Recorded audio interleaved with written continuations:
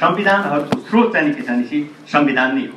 म अर्को कुरा यहाँ भनौँ तपाईँको, अलिखित संविधान बेलायतको भए पनि अमेरिकाले आफ्नो संविधान लेख्दाखेरि अमेरिकाको संविधान पहिलो लिखित संविधान हो। उसले बेलायतको संविधानबाट धेरै कुरा लियो तपाईँको। अनि अमेरिकामा पहिलो संविधान चाहिँ जारी भइसकेपछि 1779 मा तपाईँको त्यसपछि बनेका संसारभरिका संविधानको एउटा महत्त्वपूर्ण स्रोत अमेरिकाको संविधान हो। सबैले अमेरिकाको संविधानको कपी कसैले पनि गरेका छैन। तर अमेरिकाको संविधानमा के छ भनेर हेर्नु चाहिँ के छ, सबैले हेरेका छन्। इभन चाइनाको कन्स्टिट्युसन भन्दाखेरि पनि जो टोटल चाहिँ अमेरिकाको संविधानभन्दा पनि फरक संविधान हो, उनीहरूले पनि त्यहाँको संविधान अध्ययन गरेका छन्। म चाहिँ एक्चुअली तपाईँको के छ भनेदेखि उनीहरू कति चिज सिक्छन् भने अब त्यो कुरा छोडिदिनुहोस् तपाईँको, होइन, धेरै चिज उनीहरूले त्यसबाट कपी गरेका छ। अहिले चाइनाको डेभलपमेन्टको चाहिँ प्याटर्न तपाईँले हेर्नुभयो भनेदेखि चाइना हामी कोही गएका छौँ, छिरेका छौँ कतैबाट तपाईँ जानु, म पनि गएको छु। कतिचोटि जानु, 2-3 चोटि, म पनि 4 चोटि गएको छु। योपालि फेरि 5औं चोटि जाँदैछौँ। 7 दिन जति तपाईँको क्लास जाने फेरि डिस्टर्ब हुन्छ है। उनीहरूको होल चाहिँ हेर्नुहोस् कत्रो चलाक छन् उनीहरूले धेरै कुराहरू चाहिँ त्यतैबाट लिएको छ। हेर्दाखेरि तपाईँलाई के लाग्छ, त्यो त कम्युनिस्ट कन्ट्री कहाँ हुन्छ र भन्दा, तर Chinese they are very clever. तपाईँको राम्रो चिज सबै ल्याएको छन् उताबाट, आफ्नो परिस्थितिमा चाहिँ मिल्ने कुराहरू, आफ्नो परिवेशमा मिल्ने कुराहरू सबै ल्याएको छन् होइन। देख्यौ नि तपाईँको त्यहाँको फेसन हेर्नुहोस्, त्यहाँको डेभलपमेन्ट हेर्नुहोस्, इकोनोमी हेर्नुहोस्, प्राइभेट प्रपर्टीको कुरा सबै ल्याइसक्यो है। मैले के बिस्तारै बिस्तारै त्यस कारण चाहिँ संविधान चाहिँ संविधानको स्रोत हो है तपाईँको, यो कहिले नबिर्सिनु है। जति पनि पछिल्ला संविधानहरू हुन्छन् त्यो अघिल्ला संविधानबाट धेरै कुरा सिक्या हुन्छ उनीहरूले, धेरै कुरा बरो गरे हुन्छ। हाम्रो संविधान पछाडिबाट बन्यौँ हामीले, योभन्दा अघिल्ला बनेका संविधान, संसारका सबै संविधानको हामीले अध्ययन गरेर आफ्नो संविधान लेख्यौँ है। अमेरिकाको संविधानले चाहिँ के छ भने बेलायतको संविधानबाट सिक्यौँ। अमेरिकाको संविधानबाट त्यसपछि बनेका संसारका सबै लिखित संविधानहरूले के कुरा सिक्या छन्। भारतको संविधानबाट हामीले सिक्यौँ। भारतले चाहिँ के छ भने अस्ट्रेलियाबाट सिक्यो होला, अरू मुलुकबाट सिक्यो होला। त्यो अर्को के छ भनेदेखि मैले तपाईँले भने विधायिकाले बनाएका कानुनहरू, मैले हिजो डिटेलमा तपाईँले भने विधायिकाले बनाएको कानुन कसले बनाउँछ भने विधायिकाले बनाउँछ, पार्लियामेन्टले बनाउँछ, संसदले बनाउँछ। किनभने बेलायतमा चाहिँ के भनिन्छ भनेदेखि बेलायतको संविधान नै तपाईँको के भन्छ, बेलायतको पार्लियामेन्टले विधायिका बनाएका कानुनहरूले चाहिँ बेलायतको संविधान हो। त्यसकारण बेलायतको विधायिकाले बनाएका कानुनहरू संसारका सबै संविधानका लागि चाहिँ प्रेरणादायी छन्। हामी कहाँ नै तपाईँको 2047 सालको संविधान अन्तर्गतको विधायिकाले बनाएका कानुनहरू यो संविधानको चाहिँ स्रोतका रूपमा रहे। र संसारमा पनि चाहिँ के हुन्छ भनेदेखि सबै चिज संविधानमा लेखिँदैन।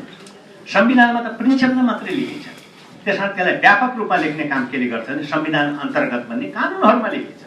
त्यसमा चाहिँ पार्लियामेन्टले बनाउने, संसदले बनाउने, काङ्ग्रेसले बनाउने, विधायिकाले बनाउने, त्यो सबै भने एउटै हो। तिनले बनाएका कानुनहरू पनि धेरै मुलुकका संविधानका स्रोत हुन्छन्। म छोटकरीमा भन्दैछु, हिजो मैले धेरै कानुनहरूको नाउँ तपाईँले दिएका छौँ। परीक्षामा लेख्दाखेरि त्यति मात्रै लेखिन्छ। संविधानहरू स्वयं चाहिँ संविधानका स्रोत हुन्। व्यवस्थापिकाले बनाएका कानुनहरू तपाईँको के छ भने चाहिँ संविधानका स्रोत हुन्। किनभनेदेखि संविधानमा प्रिन्सिपल मात्रै लेखिन्छ तर त्यो संविधानलाई चाहिँ व्यापक रूपमा व्याख्या गर्ने काम भने तपाईँको के गर्छ भनेदेखि तपाईँको के गर्छ भनेदेखि कानुनले गर्छ। र त्यसकारण तपाईँको के हुन्छ, त्यसकारण तपाईँको के भन्छ भनेदेखि विधायिकाले बनाएका कानुनहरू पनि तपाईँको के हुन्छ भने संविधानका स्रोत हुन्। आज छोटकरीमा भन्दैछु। अर्को के छ भने न्यायिक निर्णय भन्छ। न्यायिक निर्णय भन्दाखेरि तपाईँको सर्वोच्च संविधानलाई अन्तिम रूपमा व्याख्या गर्ने अधिकार भने जुनसुकै मुलुकको सर्वोच्च अदालतलाई। तर एउटै चिज याद, बेलायत डेमोक्रेटिक कन्ट्री हो, लोकतान्त्रिक मुलुक हो। हामीभन्दा धेरै फ्रिडम चाहिँ बेलायतमा छ। हाम्रोभन्दा धेरै ठुलो लामो चाहिँ संवैधानिक कानुनको इतिहास छ बेलायतमा। तर बेलायतमा चाहिँ के छ भनेदेखि संसदले बनाएको कानुनमाथि बेलायतको सर्वोच्च अदालतले चाहिँ के छ भने हेरेर पाउँदैन। सिस्टम फरक सिस्टम छ र त्यसकारण के भनिन्छ भनेदेखि सर्वोच्च अदालतले चाहिँ गरेका भन्छ नि संवैधानिक चाहिँ विवादको सन्दर्भमा, यो शब्द यो युज गर्नु होला, संवैधानिक कानुनको विवादको सन्दर्भमा सर्वोच्च अदालतले प्रतिपादन गरेका नजिरहरू, त्यो नजिरहरू तपाईँको के छन् संविधानका स्रोतहरू। मैले तपाईँलाई भने नि 2047 सालको संविधान अन्तर्गत सर्वोच्च अदालतले केही निर्णयहरू गर्यो। त्यो निर्णयलाई चाहिँ अहिलेको संविधानले संवैधानिक व्यवस्था गरेर, जस्तो दलितको अधिकारको कुरा छ नि, मनबहादुर विश्वकर्मा विरुद्ध नेपाल सरकारको जो मुद्दा थियो, सर्वोच्च अदालतले अस्तिको क्लासमा मैले तपाईँले भनेको छु अदालतको महत्त्व 10 नम्बरमा, त्यहाँ के छ भने सार्वजनिक स्थानहरूमा चाहिँ के छ भनेदेखि म एउटा सानो उदाहरण दिन चाहन्छु। संविधानले के गरिदियो भने सबै नेपाली बराबर हुनु भनेर संविधानले व्यवस्था गर्यो। राइट टु इक्वालिटी भन्यो, समानताको अधिकार भन्यो, 2047 सालको कुरा गर्दैछु तपाईँको। र त्यो संविधान अन्तर्गतको जुन मुलुकी ऐनको त्यसको अदलको महलमा के गरिएको थियो भने चाहिँ हिन्दूहरूको मठ मन्दिरमा चाहिँ दलित समुदायले प्रवेश गर्न नपाउने किसिमको व्यवस्था राखेको र त्यो व्यवस्था संविधानसँग बाजियो। त्यो तपाईँको के हुन्छ भने चाहिँ समानताको अधिकार विरुद्ध भयो। हामी सबै नेपाली हौँ भनेदेखि सबै ठाउँमा सबै नेपालीलाई प्रवेश गर्ने अधिकार छ र त्यो चिज इस्टाब्लिस गराइपाउँ भनेर तपाईँको मनबहादुर विश्वकर्मा सर्वोच्च अदालत जानुभयो। मनबहादुर विश्वकर्माको तपाईँको चाहिँ त्यो मुद्दामा सर्वोच्च अदालतले के भन्थ्यो भने यो अदलको महलको 10 नम्बर तपाईँको संविधानको चाहिँ राइट टु इक्वालिटी अथवा समानताको अधिकारसँग बाजिने भएको कारणले गर्दाखेरि त्यो नम्बरलाई चाहिँ सस्पेन्ड गरिदियो भने हटाइदियो तपाईँको। र त्यसपछि सबै मन्दिरहरूमा प्रवेश पाएन त त्यो बेला मुभमेन्ट चलेको है। र त्यो सर्वोच्च अदालतले त्यो नजिक प्रतिपादन गरेको छ नि, त्यसैको आधारमा आज राइट टु चाहिँ दलित भनेर संविधानमा लेखिएको छ। दलितको अधिकार के हो भनेर जुन अधिकार एउटा ब्राह्मणले प्राप्त गर्न सक्छ त्यो सम्पूर्ण अधिकार चाहिँ दलितलाई पनि छ भन्ने मान्यतामा संविधान लेखियो। त्यसमा त्यो मुद्दामा चाहिँ सर्वोच्च अदालतले दिएको निर्णय तपाईँको के हुन्छ भने यो संविधानको स्रोत भयो तपाईँको। त्यसमा धेरै छन् तपाईँको, म त्यसमा तपाईँलाई धेरै दिन सक्छु। जस्तो म तपाईँ यहाँ भनौँ, अब तपाईँले यो पढ्नु पर्दैन तर सुन्न चाहिँ सुनिराख्नुहोस्। तपाईँको केही मुद्दाहरू छन् तपाईँको है। जस्तो चाहिँ जस्तो यो केस के छ भनेदेखि अच्युत प्रसाद खरेल विरुद्ध मन्त्री परिषद सचिवालय समेतको एउटा मुद्दा छ। मीरा कुमारी ढुङ्गाना विरुद्ध कानुन तथा संसदीय व्यवस्था मन्त्रालयको मुद्दा छ। हिजो मैले भने नि छोरीहरूलाई तपाईँको पैतृक सम्पत्तिमाथि चाहिँ के छ भने समान अधिकार थिएन। पैतृक सम्पत्तिको उत्तराधिकारी छोरो मात्रै भन्ने कुरा थियो। तर सर्वोच्च अदालतले 2047 साल अन्तर्गत संविधान अन्तर्गत गर्थ्यो भने यो डिस्क्रिमिनेटरी विभेदकारी चाहिँ व्यवस्था भयो। छोरा र छोरी भने समान हुन् भनेर चाहिँ उसले एउटा निर्णय गर्यो। त्यसमा छोरा र छोरी समान हुने गरिकन तिमी कानुन बनाऊ भनेर राज्यको नाममा निर्देशनात्मक आदेश चाहिँ जारी गर्यो। त्यो आदेशको आधारमा तपाईँको के छ राज्य कानुन बनाउन बाध्य भयो। अहिले राइट टु चाहिँ के छ भनेदेखि अहिले तपाईँको अहिलेको संविधानमा प्यारेन्टल चाहिँ प्रपर्टीमा छोरीको चाहिँ समान अधिकार भन्ने कुरा अहिलेको संविधान हामीले लेख्यौँ। त्यसमा मीरा कुमारी ढुङ्गाना विरुद्ध चाहिँ मन्त्री परिषद सचिवालय समेतको जो मुद्दा छ नि त्यसमा सर्वोच्च अदालतले प्रतिपादन गरेको नजिर अथवा सिद्धान्त तपाईँको है न्यायिक निर्णय तपाईँको के छ भने चाहिँ यो संविधानको स्रोत हो। यस्ता धेरै छन्। गोपाल सुब्बाकोटी विरुद्ध अर्थ मन्त्रालयको चाहिँ मुद्दा छ। अरुण 3 सँग चाहिँ सम्बन्धित मुद्दा हो। राइट टु प्राइभेसीको कुरा थियो तपाईँको है। राइट टु इन्फर्मेसन चाहिँ सूचनाको अधिकार। हेर्नु त्यो मुद्दाको कारणले गर्दाखेरि अहिले सूचनाको अधिकार तपाईँको के छ भने अहिले संवैधानिक अधिकार भयो। तपाईँको सूचना आयोग छ। तपाईँलाई के चाहियो भने कसैले अफिस अहिले हरेक अफिसमा तपाईँको के हुन्छ नि स्पोक्स पर्सन राखिदिएको छ है। अथवा चाहिँ केही सूचना चाहियो भने यो मान्छेलाई चाहिँ गएर भेट्नुहोस् भनेको छ। तपाईँको चार्टर चाहिँ लेखिया त्यो गर्दाखेरि पनि तपाईँले चाहनुभयो दिएन तपाईँले सूचना भनेदेखि तपाईँ सूचना आयोगमा गएर सूचना माग्न सक्नुहुन्छ। त्यसलाई फन्डामेन्टल राइटको रूपमा यो संविधानमा राखियो। यो के कारणले गर्दाखेरि गोपाल शिपाकोटी विरुद्ध अर्थ मन्त्रालय समेतको जो मुद्दा छ त्यसमा सर्वोच्च अदालतले जो निर्णय गर्यो त्यो निर्णय यो संविधानको स्रोतका रूपमा हो। अर्को के छ भने अन्नपूर्ण राणा विरुद्धको केस छ। त्यो केसमा मलाई पनि धेरै जानकारी छ। त्यसमा म बोल्दैन। त्यसकारण यो भन्नु खोजेँ मैले के हो भनेदेखि भने चाहिँ यो सर्वोच्च अदालतबाट चाहिँ नि संवैधानिक विवादको सन्दर्भमा प्रतिपादन गरेका जति नजिरहरू हुन्छन् जति सिद्धान्त हुन् यस्ता किसिमका सिद्धान्तहरूले पनि के हुन्छ भने चाहिँ संविधानको स्रोतका रूपमा काम गर्छ। मैले एउटा तपाईँलाई हिजो धेरै राम्रो एउटा उदाहरण दिएको थिएँ। त्यो अहिले तपाईँले बुझ्नुहुन्न, बिस्तारै पछि अलि मेच्योर हुँदै जाँदाखेरि तपाईँ बुझ्नुहुन्छ। जस्तो भारतको चाहिँ सर्वोच्च अदालतले एकचोटि के गरिदियो भनेदेखि हिजो अस्ति मात्रै भारतको चाहिँ सर्वोच्च अदालतले एउटा महत्त्वपूर्ण चाहिँ निर्णय गरेको छ। त्यो निर्णय ढिलो चाँडो तपाईँको हामी कहाँ पनि त्यो हामीले लागू गर्नै पर्छ। हामीले त्यो हिसाबले कानुन संशोधन गर्नुपर्ने हुन्छ। त्यो हिसाबको चाहिँ संवैधानिक व्यवस्था हामीले गर्नुपर्ने हुन्छ। भारतको सर्वोच्च अदालतले त्यो निर्णयको दिएको निर्णय हाम्रो संविधान र भारतको संविधानको स्रोत हो। तपाईँको भारतको संविधान पनि अब संशोधन गर्दाखेरि त्यसलाई चाहिँ आत्मसात गर्नुपर्ने हुन्छ तपाईँको है। त्यसलाई काटेन भनेदेखि तपाईँको फेरि अर्को मुद्दा पढेर त्यसलाई चाहिँ गरिदियो भनेदेखि बेग्लै कुरा। र त्यसकारण के हुन्छ भने चाहिँ यो संविधानको व्याख्याको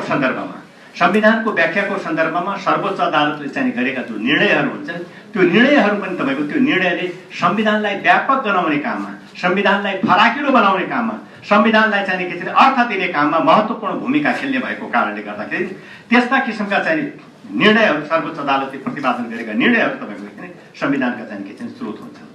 मैले इन्डियाको तपाईँ भनौँ जस्तो भारतको संविधानमा हिजोको क्लासमा मैले भनेको थिएँ, आज फेरि रिपिट गर्छु। भारतको संविधानमा त्यो चिज लेखिया छैन। तपाईँको संविधानको आधारभूत संरचना यी कुरा आधारभूत संरचना अन्तर्गत पर्दछन्। यी कुरालाई चाहिँ संशोधन गर्न पाइँदैन भनेर संविधानमा लेखिया थिएन। तपाईँको सर्वोच्च अदालतले एउटा मुद्दामा के भनिदियो भने संविधानमा नलेखिएको भए तापनि सङ्घीय शासन व्यवस्था, विधिको शासन, स्वतन्त्र न्यायपालिका, आधारभूत चाहिँ अधिकारहरू यो संविधानको चाहिँ शाश्वत चाहिँ के छ भनेदेखि सत्य हो तपाईँको यो भने basic structure of the Indian constitution हो, संविधानको आधारभूत मूल्य र मान्यता हो। यो संविधानमा नलेखिएको भए तापनि यो भारतको संविधानको आधारभूत संरचना हो र यसलाई परिवर्तन गर्न पाइँदैन भनेर उसले सर्वोच्च अदालतले भारतको सर्वोच्च अदालतले नजिर कायम गर्यो, सिद्धान्त प्रतिपादन गर्यो। त्यसलाई तपाईँको के हो भने हामीले जस्ताको त्यस्तै ल्याएर आफ्नो संविधानमा राख्यौँ, 2047 सालको संविधानमा राख्यौँ। अहिले त्यो चिज हाम्रो संविधानमा छैन। हेर्नुहोस्, अहिले हाम्रो आधारभूत संरचनाको सिद्धान्तलाई यो संविधानले मानेको छैन। तर एक दिन कोही मान्छे जान्छ तपाईँको सर्वोच्च अदालतमा जान्छ र म एउटा चिज तपाईँलाई ग्यारेन्टी गरिदिनु, त्यो संविधानमा लेखेको होस् नलेखेको होस्, संसारमा अहिले यस्तो किसिमको जुरिस्प्रुडेन्स चाहिँ डेभलप भएको छ र संविधानका core values of the constitution हुन्छ नि, संविधानका आधारभूत कुराहरूमा परिवर्तन गर्न पाइँदैन भन्ने कुरा संसारभरि इस्ट्याब्लिस छ। हाम्रो संविधानमा अहिले नलेखिएको भए तापनि त्यो भारतको सर्वोच्च अदालतले गरेको निर्णयको आधारमा यो संविधानका सन्दर्भमा पनि सर्वोच्च अदालतले एक दिन तपाईँको के छ त्यो निर्णय गर्नेछ। संविधानमा नलेखिएको भए तापनि गणतन्त्र, संघीयता, जनताका आधारभूत अधिकारहरू, स्वतन्त्र न्यायपालिका, नेपालको संविधान 2072 को चाहिँ के छ आधारभूत संरचना भएको कारणले गर्दाखेरि यसमा संशोधन गर्न पाइँदैन भनेर भोलि बोल्छ। होइन भनेदेखि के हुन्छ नि, त्यो संविधानलाई कामीको नगौठी भन्छ नि, त्यस्तो बनाइदिन्छ। एउटा के हुन्छ नि, टेरनी अफ मेजोरिटी भन्छ कि संविधानलाई जहिले पनि चाहिँ के छ बहुमतको चाहिँ उन्मादबाट बचाउनु पर्छ भन्छ। कुनै एउटा राजनीतिक दलको चाहिँ के छ 2/3 बहुमत भइदियो जस्तो अहिले छ। अहिले चाह्यो भने यो संविधानको कुनै चिज पनि संशोधन गर्न सकिन्छ, सक्दैन, त्यो बेग्लै कुरा हो। किनभने त्यहाँ सानै भए पनि त्यहाँ प्रतिपक्ष त त्यसले हङ्गामा मचाइहाल्छ। बाहिर हामीहरूले लेख्छौँ, हामीहरू बोल्छौँ, इन्टरनेसनल कम्युनिटीले भन्छ अन्तर्राष्ट्रिय यो नगर तिमी गलत काम गर्दैछौ भन्छ, चाहेर पनि हुँदैन। किनभने तपाईँ इन्टरनेसनल कम्युनिटीको मेम्बर पनि त हुनु तपाईँको होइन, तपाईँ धेरै चिज तपाईँको धेरै अप्ठ्यारो छ नि। त्यस कारणले गर्दाखेरि चाहिँ के भन्छ, संविधानलाई के भनिन्छ भनेदेखि संविधानलाई चाहिँ के छ भनेदेखि यो बहुमतको उन्मादबाट भन्छ, बडो राम्रो वर्ड छ। संविधानलाई बहुमतको उन्मादबाट चाहिँ बचाउने हो भनेदेखि संविधानको आधारभूत संरचनाको सिद्धान्त चाहिँ स्थापित हुनुपर्छ भन्छ। भारतमा त्यही गरे हो है, यहाँ पनि भोलि हुन्छ। त्यसैले मैले यो छोटकरीमा भन्नु खोजेको के हो भनेदेखि संवैधानिक विवादको सन्दर्भमा सर्वोच्च अदालतले प्रतिपादन गरेका नजिरहरूले एउटा संविधानको व्याख्याका लागि आधार निर्माण गर्ने भएको कारणले संविधानलाई फराकिलो बनाउने, संविधानलाई परिभाषा गर्ने, संविधानलाई चाहिँ व्यापक बनाउने काममा महत्त्वपूर्ण भूमिका खेल्ने भएका कारणले गर्दाखेरि तपाईँको के यो तपाईँको यो न्यायपालिकाले संवैधानिक विवादको सन्दर्भमा प्रतिपादन गरेका सिद्धान्तहरूलाई पनि तपाईँको के भन्छ संविधानको स्रोतका रूपमा लिन्छौँ। म एउटा चिज रिपिट चौथो पाँचौँ चोटि भन्दैछु, संविधानको सन्दर्भमा न्यायपालिकाको कति महत्त्वपूर्ण भूमिका छ भन्ने कुरा तपाईँलाई के हुन्छ, संविधानलाई प्रोटेक्सन पनि संरक्षण पनि सर्वोच्च अदालतले नै गर्छ र संविधानलाई परिभाषा पनि सर्वोच्च अदालतले नै गर्छ, संविधानको व्याख्या पनि सर्वोच्च अदालतले नै गर्छ। त्यसकारण अमेरिकामा के भनिन्छ भनेपछि अमेरिकाको सुप्रिम कोर्टका 9 जना न्यायाधीशले जे बोल्दछन् that is called American constitution, त्यो नै अमेरिकाको चाहिँ संविधान हो भन्ने मान्यता र अमेरिकाको कन्स्टिट्युसनलाई इट इज जज मेड कन्स्टिट्युसन पनि भनिन्छ। यो न्यायाधीशहरूले निर्माण गरेको विकास गरेको संविधान हो भनेर पनि भनिन्छ। किन त्यसको यति व्याख्या गरेको छ भने अमेरिकाको संविधान आजको मितिसम्म 240-45 वर्ष जम्मा 27 चोटि मात्रै चाहिँ संशोधन भएको छ है। तर के हुने छ भने त्यसलाई डाइरेक्ट चाहिँ 27 चोटि मात्रै संशोधन गरियो, इन्डाइरेक्ट चाहिँ अदालतको चाहिँ व्याख्याका माध्यमबाट अमेरिकन कन्स्टिट्युसन हजारौं चोटि संशोधन भइसकेको छ है।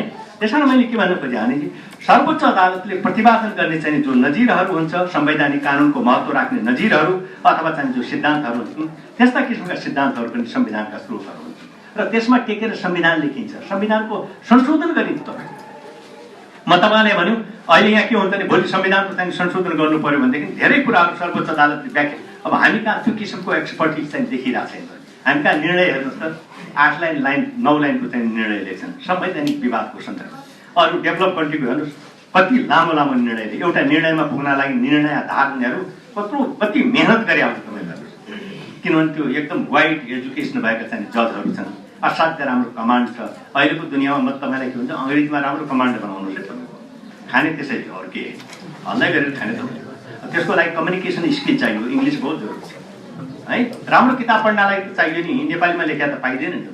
त्यसमा 2 घण्टा 3 घण्टा बढी कम सुत्नुहोस्, अङ्ग्रेजी चाहिँ बनाउनुहोस्, नभए भने अङ्ग्रेजी सिकाउने ठाउँमा गएर जोइन गरिहाल्नुहोस्। त्यो नभए भने जिन्दगीभरि पस्ताउनुहुन्छ, लाइफ लर्न फेरि खर्दार सुब्बा मात्रै हुने हो, त्योभन्दा माथि कहिले गइदिएन। त्यसमा मैले के भन्छु भनेदेखि अलिकति किनभने सबै चिज राम्रो चिज त्यही भाषामा छ कि तपाईँले एउटा भाषा जुन चाइनिज सिके पनि हुन्छ, म त्यो भन्दिनँ, तर एउटा मेजर ल्याङ्ग्वेजमाथि कमान्ड हुनु बहुत जरुरी छ। म अङ्ग्रेजी मात्रै भन्दिनँ, फ्रेन्च सिक्नुहोस्, स्पेनिस सिक्नुहोस्, अङ्ग्रेजी सिक्नुहोस्, जापानिज सिक्नुहोस्, इभन जर्मनी सिक्नुहोस्, एउटा कमान्ड हुन्छ नि तपाईँको एउटा मेजर चाहिँ ल्याङ्ग्वेजमाथि कमान्ड हुनु बहुत जरुरी छ है। र मैले अर्को के भन्छु भने चाहिँ न्यायिक निर्णय, त्यसपछि परम्परागत नियमहरू पनि। मैले परम्परागत नियमका सन्दर्भमा अस्ति बेलायतको संविधानको स्रोतहरू पढाउँदाखेरि मैले धेरै चिज भनेको छु। आज फेरि रिपोर्ट, यो परम्परागत नियम छ नि, they are part and parcel of the British constitution. यो बेलायतको संविधान हो। यो जति चिज म भन्दैछु नि कहीँ लेखिएको छैन, अभ्यासद्वारा। हेर्नुहोस्, हामीले के गर्यौँ भनेदेखि संविधान लेख्नतिर ध्यान दियौँ। बेलायतले के गर्यो भने विधि र पद्धति निर्माण गर्नेतिर बढी जोड दियो, परम्पराहरूको स्थापना गर्यो है। वे अफ डेमोक्रेसीलाई वे अफ लाइफको रूपमा उनीहरूले चाहिँ इस्ट्याब्लिस गरे। त्यस कारण त्यहाँ संवैधानिक स्थायित्व पनि छ, राजनीतिक स्थायित्व पनि छ, विकास पनि छ, संसारलाई लेसन पनि सिकाइरहेछ। हामीले के गर्यौँ भनेदेखि संविधान त लेख्यौँ, तर संविधानलाई कहिले आत्मसात गरेनौँ। उनीहरू संविधान लेख्नतिर गएनन् है, उनीहरूले के छ भने परम्पराहरू बसाले तपाईँको त्यो परम्परालाई आत्मसात गरे। त्यस कारण ब्रिटिसहरूले democracy is the way of life भन्छ। त्यहाँ डेमोक्रेसी कसैले डिफाइन गर्दैन तपाईँको, उनीहरूको जीवन पद्धति नै चाहिँ डेमोक्रेसी हो। एउटा ब्रिटिस तपाईँको एउटा अनुशासन, सटिन अनुशासनभन्दा बाहिर जाँदै जाँदैन है। मैले के भन्नु खोजेँ भनेदेखि संविधानको एउटा महत्त्वपूर्ण स्रोतहरू बेलायतको संवैधानिक अभ्यासमा चाहिँ जो उनीहरूले कन्भेन्सन परम्पराहरू जो स्थापित गरे, त्यो परम्पराहरू संसारका सबै लिखित संविधानका चाहिँ के छ भनेदेखि स्रोतहरू। मैले अस्तिको क्लासमा धेरै डिटेलमा भनेको छु। ती कन्भेन्सनहरू, ती परम्पराहरू के हुन् भने जो लेखिएका छैन। जस्तै यहाँ द क्वीन अवर किङ होइन, the queen or king must accept the advice of the cabinet भन्नु, यो कहीँ लेखिएको छैन। मैले अस्तिको क्लासमा भनेको थिएँ, यो कहीँ पनि लेखिएको छैन। यसलाई एउटा चाहिँ अभ्यासको रूपमा, परम्पराको रूपमा है उनीहरूले इस्ट्याब्लिस गरे। महारानीले गर्ने अथवा हेड अफ बेलायतको महारानी हो अहिले, हेड अफ द स्टेट भनेको महारानीको, बेलायतको रानी अथवा राजा है, अथवा महारानी अथवा राजाले गर्ने जुनसुकै कामहरू बेलायतको मन्त्री परिषदको सल्लाह र सम्मतिमा गर्नुपर्दछ। उनीहरूले कहीँ लेखेका छैन। उसले आफू स्वविवेकमा केही पनि काम गर्न पाउँदैन है। र त्यो चिजलाई हामीले के गर्यौँ भने हाम्रो संविधानमा लेखेर राख्यौँ। 2047 सालको संविधानको धारा 35 को उपधारा 2 मा के भने श्री 5 ले अहिले हेड अफ द स्टेटको रूपमा यो संविधानमा श्री 5 स्वयंले गर्न सक्ने कुरा बाहेक राजाले गर्ने सम्पूर्ण कामहरू मन्त्री परिषदको सल्लाह र सम्मतिमा हुन्छ भने त्यो संविधानको व्यवस्था हो नि। त्यो हामीले कहाँबाट लियौँ भनेदेखि यसैबाट लियौँ। The queen or king must accept the advice of the cabinet. अहिले हाम्रो राष्ट्रपति हुनुहुन्छ, अहिले राजा छैन, हामी गणतन्त्र हो। हाम्रो संविधानमा के गरिएको छ भने राष्ट्रपतिले गर्ने हरेक काम मन्त्री परिषदको सल्लाह र सम्मतिमा हुनेछ। हाम्रो संवैधानिक व्यवस्था हो। यो चिज हामीले बेलायतको चाहिँ कन्भेन्सनबाट है। त्यस कारण बेलायतको यो कन्भेन्सन परम्परा it is the source of Nepali constitution. अर्कोमा आउँछ, no tax can be levied without the sanction of the parliament भन्छ। राज्यले कर लगाउन पाउँछ, तर त्यो कर चाहिँ विधायिकाले बनाएको कानुनको आधारमा मात्रै कर लगाउन पाइन्छ। बेलायतमा यो चिज कहीँ पनि लेखिएको छ। यो परम्पराको रूपमा 1215 देखि मेग्ना कार्टा जारी हुँदाखेरि यो चिज चाहिँ अहिलेसम्म चाहिँ परिमार्जित हुँदै गयो।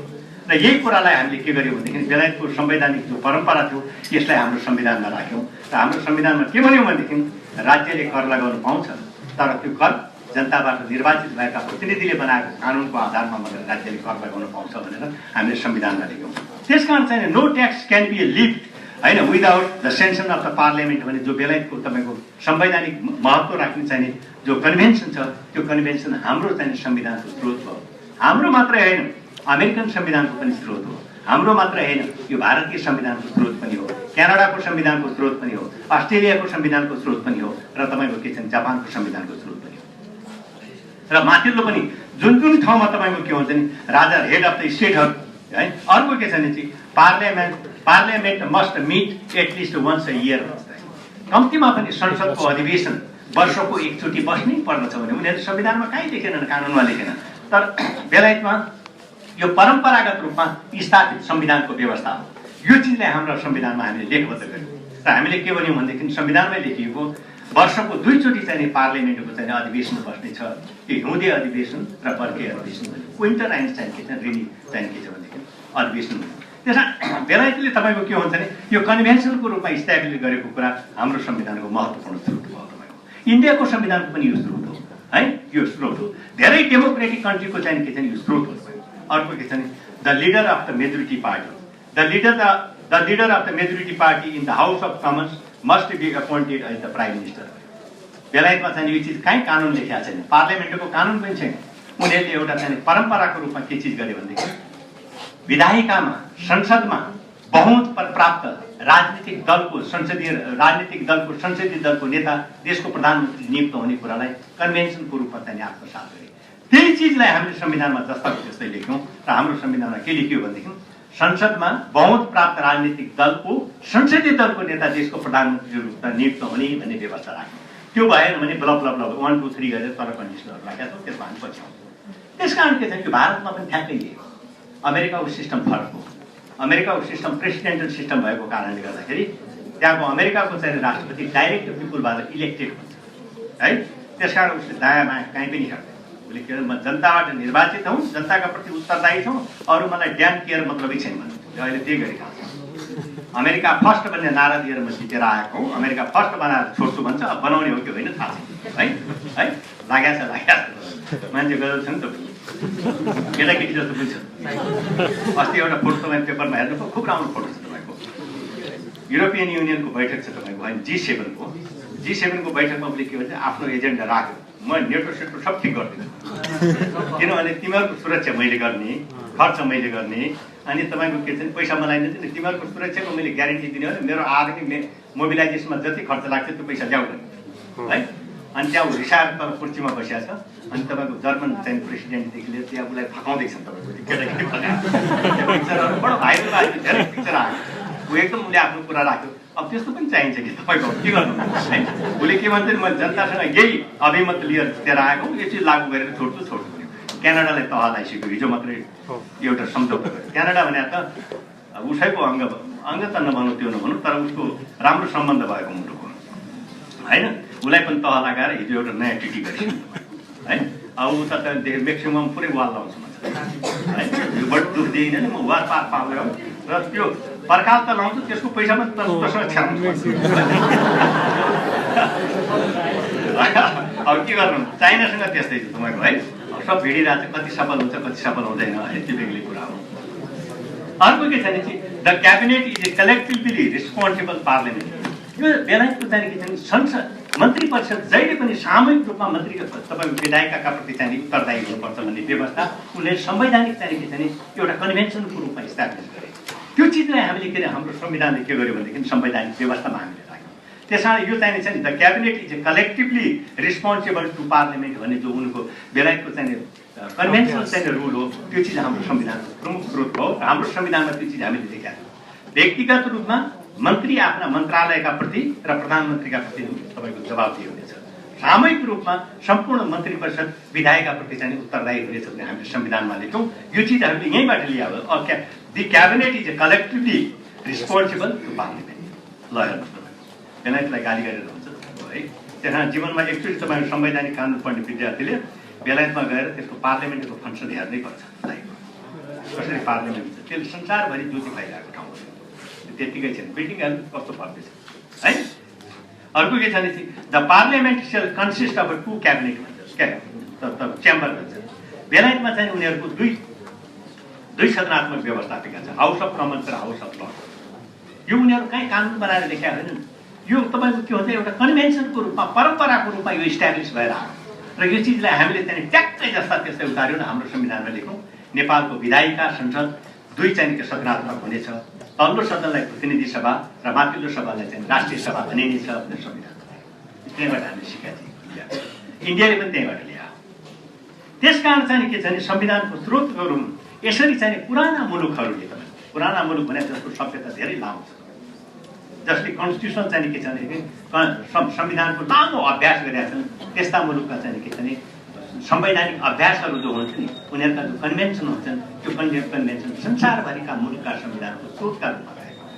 मैले हाम्रो मात्रै भने बेलायतका यी कन्भेन्सनहरू जहाँ पनि पार्लियामेन्ट्री सिस्टम अफ गभर्मेन्ट छ, संसदीय शासन व्यवस्था अनुकरण गरेका मुलुकहरूको प्रमुख चाहिँ स्रोत। इन्डियामा पनि त चाहिँ पार्लियामेन्ट्री सिस्टम हो नि त। त्यसमा इन्डियाको कन्स्टिट्युसन यो सबै चिज लेखेको छ, अहिले संविधानले लेखेको छ। र अर्को फाइनली म तपाईँलाई भनौँ परम्परागत नियम अरू के छैन विशेषज्ञको राय। मैले अस्ति इमिनेन्ट चाहिँ राइटको चाहिँ पुस्तकहरूको कुरा गरेको थिएँ है। संसारमा चाहिँ प्रख्यात जो व्यक्तिहरू छन्, तपाईँको केही किताबहरूको नाउँ अस्ति मैले दिएको छु, त्यसमा 4-5 वटा अरू थप्छु। संसारमा के यस्ता मान्छेहरू छन् जसले जीवनभर तपाईँको केही नखाइकन केही नलगाइकन जीवनभर रिसर्च गरेर तुक गरेर तपाईँको के हुन्छ नि किताब लेखे, त्यसले मानव सभ्यतालाई धेरै अगाडि पुर्याएको छ। उनीहरू कहिले राम्रो गाडी पनि चढेनन् होइन, कहिले राम्रोसँग खाए, तर जीवनभर एउटा किताब लेखेर गए, त्यसमा मानव सभ्यतामा यति ठुलो योगदान गरेको छ। म यसको कुरा मात्रै गर्दिनँ, दुईवटा किताबको कुरा गर्छु तपाईँको, चेला शिष्य र चेला थिए दुईजना। अब तपाईँको हेर्नुहोस् न, प्लेटो र अरिस्टोटलको कुरा गर्नु, प्लेटोको चेला अरिस्टोटल थियो नि त है, उनीहरूको बिचको जो डाइलगहरू भएको छ त्यसले कत्रो यो फाउन्डिङ फादर हुन् पोलिटिकल साइन्सको तपाईँको है उनीहरूको। अब अहिले तपाईँहरू म सानो उदाहरण मात्रै ट्याक्कै यसमा मिल्दैन। एउटा किताब छ क्लास अफ सिभिलाइजेसन भन्छ तपाईँको होइन, क्लास अफ सिभिलाइजेसन भन्ने गुरुले लेख्यो है, हन्टिङटन भन्ने गुरु हार्वर्ड युनिभर्सिटीको प्रोफेसर। उसले के लेख्यो भने अब संसारमा द्वन्द्व भने दुईवटा कारणले मात्रै द्वन्द्व हुन्छ है, त्यो के छ सभ्यता बिचको चाहिँ द्वन्द्व बहुत खतरनाक रहेछ। नेपालमा पनि झन्झन भइसकेको थियो, बाहुन क्षेत्री होइन जनजाति यो के भन्ने अहिले आइसकेको थियो, झन्डै हामीले ल्याइसकेको थियो त्यो क्लास अफ सिभिलाइजेसन होइन। हामी कहाँ झन्डै सुरु गराइसकेको थियो। अहिले संसारमा द्वन्द्व तपाईँ हेर्नुहोस्, मुस्लिम वर्ल्ड एकातिर छ, अर्को क्रिस्चियन वर्ल्ड अर्को छ, सबभन्दा ठुलो युद्ध नै उनीहरूका बिचमा। आज सिरिया तबाह किन भयो? त्यही कारण थियो क्लास अफ सिभिलाइजेसन। अफगानिस्तान किन सिद्धियो? धेरै चिज छ। इन्डियामा तपाईँ हेर्नुहोस् न, इन्डियामा कस्तो ठुलो समस्या छ अहिले, हिन्दू फन्डामेन्टलिस्ट भर्सेस तपाईँको चाहिँ मुस्लिमहरू कत्रो छ तपाईँको। उसले के लेख्यो भने संसारको सबैभन्दा ठुलो खतरा अबको लागि, संसारको शान्तिको सबैभन्दा ठुलो खतरा भने के हो भने यो क्लास अफ सिभिलाइजेसन, सभ्यता बिचको द्वन्द्व नै संसारको सबभन्दा खतरनाक चिज है त्यो हो।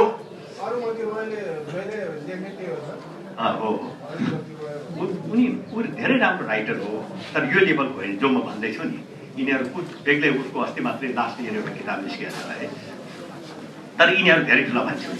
यिनीहरूको किताबमाथि टेकेर उसले इन्डियाको बारेमा अहिले त्यही लेखिरहेको छ नि, अस्ति भर्खरै मात्र युआर करेक्ट तपाईँको होइन होइन। अब एउटा लेडी हो तहल्कामा चाहिँ दिएछ तपाईँको है, एउटा मान्छेले कति ठुलो काम गर्छ त्यसकै नाउँमा तपाईँले भन्नुभयो। अर्को अहिले रामचन्द्र गुहा भन्ने छ इन्डियामा, होल तपाईँको इन्डियाको रिजिमको विरुद्धमा एक्लै मान्छे लेखिरहेको छ र सही कुरा लेखिरहेको छ 12 बजे दिइसक्यो तपाईँको है। उसले मैले के भन्नु खोजेँ, उसले लेख्यो तपाईँको अब संसार, अब यस्ता किसिमका किताबहरू हुन्छ नि तपाईँको, यो सबै चिजका स्रोतहरू हुन्। तपाईँले इकोनोमी डिजाइन गर्दाखेरि पनि यो पढ्नै पर्छ। अर्थमन्त्रीले यो चिज पढाएको छैन भने राम्रो बजेट आउँदैन। कहाँ छुट्याउने, कसलाई कति दिने भने विचार गर्नु पर्यो नि। दलितलाई कति दिने, जनजातिलाई कति दिने, मधेसलाई कति दिने, उनीहरूमाथि कति अन्याय भएको हेर्नु पर्यो नि होइन। यो संविधान बनाउँदाखेरि पनि यो किताब पढ्नुपर्छ। हामी कहाँ यस्ता किताब पढ्ने मान्छे धेरै कम थियो संविधान बनाउने ठाउँमा। अब अहिले संविधान त खालि वकिलको मात्र, हामीले के छ संविधान भने वकिलको काम हो भन्ने अर्थ गरिदिउँ, त्यो होइन। अनि उनकै चेलाले लेखे, त्यो होइन। अब संसारमा चाहिँ इतिहासको अन्त्य भइसक्यो त। संसारमा दुईवटा चिज मात्रै चाहिँ शाश्वत कुराहरू हुन्, त्यो एउटा लिबर्टी हो, अर्को चाहिँ लिबरल डेमोक्रेसी हो। एउटा चाहिँ लिबरल डेमोक्रेसी हो र अर्को लिबरल इकोनोमी हो। यी दुईवटा चिज मात्रै छन् शाश्वतको कुरा, अरू सब चिज अरू चिजको इतिहास समाप्त भइसक्यो भने उसले के भने त्यो होइन, सबै चिज भएको छैन। अब सबभन्दा ठुलो थ्रेट भनेको के हो भने उसले के भन्यो भनेदेखि यो क्लास अफ सिभिलाइजेसन, सभ्यताहरूको बिचको चाहिँ धर्महरूका बिचको युद्ध, सभ्यताहरूको बिच। त्यस कारण तपाईँको के हुन्छ भने जहिले पनि समाजमा तपाईँको जो माइनोरिटी हुन्छ नि, त्यो माइनोरिटीको भोइस लागि त थोरै मान्छे छन् भनेर कहिले कुल्चिनु हुँदैन। त्यो एक दिन त्यही चाहिँ ज्वाला भएर निस्किन्छ। ठुल्ठुला सभ्यताहरू भस्म गराइन्छ। हामी कहाँ भन्छ नि यो थोरै छ नि, के हुन्छ र पेलेर लैजाउँ भन्छ नि, त्यो कहिले गर्नु हुँदैन। शासन सत्तामा बस्ने मान्छे उनीहरूलाई एकदम प्रपरली सुन्नु बहुत जरुरी के भन्दैछ। मधेसको कुरा पनि त्यही हो, धेरै हेप्नु हुँदैन। मधेसतिरका कोही मान्छे भाइ बहिनी यहाँ पढ्न आउनु भएको छ, उनीहरूलाई खुब माया गर्नु, उनीहरूको कुरा सुन्नु। यो हाम्रो पाठ हो, हाम्रो अङ्ग हो है। दलितहरूलाई त्यही गर्नु, महिलाहरूको कुरामा त्यही सेन्सिटिभ हुनु, उनीहरू धेरै प्रताडित हुनुहुन्छ। त्यसमा हेप्ने त कामै नगर्नुहोस् कसैले, त्यो एक दिन एकजना मान्छेले भ्याइदिन्छ तपाईँको है। र अर्को के छ भने फाइनली अब म आउँछु, संसारमा लेखिएका किताबहरू धेरै राम्रा किताबहरू छन्। यस्ता किसिमका किताबहरू तपाईँको के हुन्छ भने दिज आर तपाईँको सोर्स अफ कन्स्टिट्युसन ल है। जसमा हुन्छु 4-5वटा किताब अस्ति मैले तपाईँलाई भने है। जस्तो एउटा किताब अर्को नाउँ दिन्छु, तपाईँ लाइब्रेरीमा यो किताब हेर्न सक्नुहुन्छ। यसो मोडर्न पोलिटिकल कन्स्टिट्युसन भन्ने किताब छ है। यो C.F. स्ट्रङ भन्ने व्यक्तिको मोडर्न पोलिटिकल कन्स्टिट्युसन भन्ने किताब। यो यस्ता किताबहरूले के भन्छ, संविधान भने के हो, संविधान लेख्दाखेरि के विचार गर्नुपर्दछ, संविधानको रक्षा कसरी गर्ने है, संविधानले के दिन्छ के दिँदैन, संविधानमा कुन कुन कुरा इन्कर्पोरेट गरिनुपर्दछ, संविधानको संरक्षण गर्ने हो भने चाहिँ कस्ता किसिमका संस्थाहरू बनाउनुपर्छ आदि इत्यादि। एउटा कन्स्टिट्युसनलाई इन्स्टिट्युसनाइज गर्नका लागि यसले गाइड गर्ने भएको कारणले यस्ता किसिमका किताबहरूले गाइड गर्ने भएको कारणले गर्दाखेरि यस्ता किसिमका किताबहरूबाट पनि संविधान लेख्दाखेरि यो संविधान यस्ता किसिमका किताबहरू तपाईँले अध्ययन गर्न सक्नु भएको छैन भनेदेखि तपाईँ राम्रो संविधान लेख्नै सक्नु है। त्यस कारण मोडर्न पोलिटिकल कन्स्टिट्युसन भन्दा CF स्ट्रङ भन्ने मान्छेको छ लाइब्रेरीमा गएर तपाईँ धेरै राम्रो CF स्ट्रङ। त्यस कारण यो संविधान जहिले पनि लेख्दाखेरि संविधानको व्याख्या गर्दाखेरि संविधानलाई परिभाषा गर्ने कुरामा यसको अथोरिटीलाई हामीले अध्ययन गर्न सकेनौँ भने तपाईँ राम्रो संविधान बनाउन सक्नुहुन्न। त्यस कारण कयौँ कुराहरू यो संविधान यस्ता किताबमा लेखिएको कुराहरूमा टिकेर तपाईँको के हुन्छ भने संविधान निर्माण हुन्छ। अर्को किताबमा मोडर्न कन्स्टिट्युसन यो केसी वेयर भन्ने मान्छेको छ। यो मोडर्न कन्स्टिट्युसन भन्ने एउटा किताब छ केसी वेयरको। यो किताबले पनि के छ भने कन्स्टिट्युसन भने के हो, कन्स्टिट्युसनमा के चिज लेखिनु पर्दछ, के चिज राख्नुपर्छ, राम्रो संविधानका लागि प्रेरित कोही चिज के हुन्, सबै कुरा यो किताबमा लेखेको छ। त्यसकारण चाहिँ संविधान निर्माण गर्दाखेरि यो किताब तपाईँले राम्रो पढ्नु भएको छैन भने राम्रो संविधान तपाईँले लेख्नै सक्छ। त्यस कारण दिज आर सोर्स अफ तेस्रोमा तपाईँको एउटा फेडरलिजम एन्ड इन्ट्रोडक्सन भन्छ। यो मान्छे क्यानाडाको मान्छे हो। यसलाई हामीले संविधान बनाउँदाखेरि यहाँ बोलाएको छौँ। यसको प्रवचन मैले होटल राइटिसमा मैले आफै सुनेको छु। तपाईँको हामीले नै आयोजना गरेका छौँ। एउटा कन्स्टिट्युसन फाउन्डेसन भन्ने हाम्रो अफिसले तपाईँको त्यो मार्फत हामीले नै आयोजना गरेका छौँ। यो संसारको अहिले सङ्घीय शासन व्यवस्थाको नम्बर 1 एक्सन है। यो म रिपिट गर्नु एकदम है, मलाई टेलिफोन गरे भने त्यसले है। अर्को के छ भने द फेडरलिजम एन्ड इन्ट्रोडक्सन भन्छ। यसको पनि 3-4वटा कपी होला होइन। फेडरलिजम एन्ड इन्ट्रोडक्सन भन्छ। यो एन्डरसन भन्ने मान्छेले लेखेको किताब हो। एन्डरसन भन्ने मान्छे है। मैले के भन्नु खोजेँ भने हिजो हामीले सङ्घीय शासन व्यवस्थालाई संविधानमा राख्यौँ। त्यो सङ्घीय शासन व्यवस्थाको बारेमा संविधानमा लेख्दाखेरि यो किताबको अध्ययन गरेर मात्रै राखिएको छ, त्यतिकै राखिया होइन। यो आएर संविधान सभामा बोलेको छ, कमिटीमा बोलेको छ, सल्लाह दिएको छ। यो मान्छेले उसको किताबको हरेक किताब एउटा कपी सबै मेम्बर अफ कन्स्टिट्युन्ट एसेम्ब्लीलाई बाँडियो है।